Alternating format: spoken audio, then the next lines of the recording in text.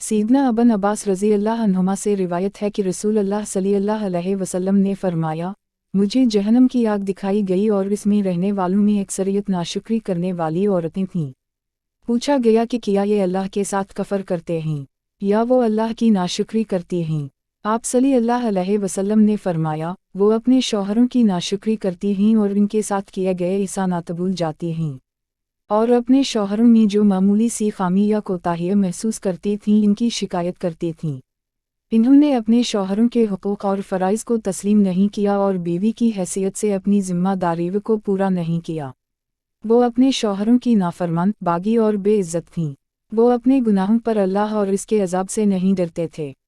ये हदीस तमाम औरतों के लिए एक तंबीह है कि वो अल्लाह और अपने शौहरों का शुक्र अदा करें और नाशुक्री, बेवफा और बेरहमी से बचें।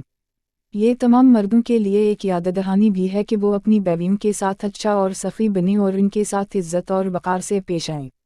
ये दोनों मियाँ बीवी की बाहमी ज़िम्मेदारी है कि वो अपने इज़्दिवाजी हुकूक और फ़राइज़ को पूरा करें और हम आहंगी और उमन से रहें।